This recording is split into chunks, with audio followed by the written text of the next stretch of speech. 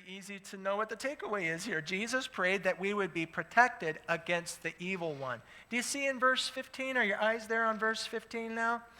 He says, my prayer is not that you take them out of the world, but that you protect them from the evil one. Wow.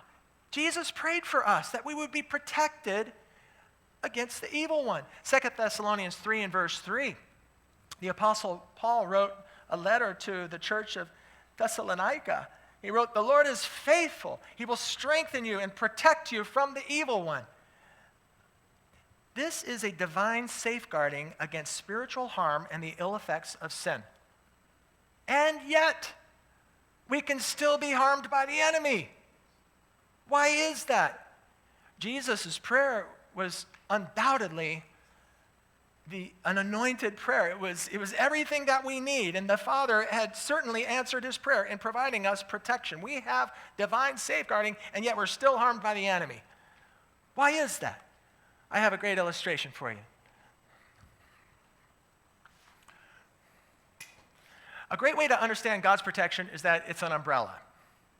I am under the umbrella of God's protection. Yet, if I decide not to heed living my life the way the Bible teaches in a certain area in my life, like maybe sexuality or finances or interpersonal relationships, I'm now outside of God's umbrella of protection. And this becomes now, I become an open target for the enemy. I'm no longer protected because God will not dishonor our free will. We can choose to walk away from his umbrella of protection. Again, why is that? Because we're not heeding the BIBLE, basic instructions before leaving earth, in a particular area in our life. And then we end up getting pummeled by the enemy, and some people have the gall to be upset at God. How could this happen to me? I don't understand. Well, you're not living your life the way that the BIBLE tells you to live. Basic instructions before leaving earth.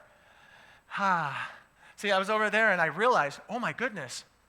You know what's so awesome about how when we undergo unnecessary suffering? What's so awesome about this is that the Heavenly Father uses it to our advantage. It gives him the opportunity to discipline us. It proves that I'm his son. He cares for me and loves me so much that he will actually allow hardship to happen to discipline me so that way I just won't behave that way anymore or believe that way anymore. I'm like, okay, oh, this is so much better. Yeah.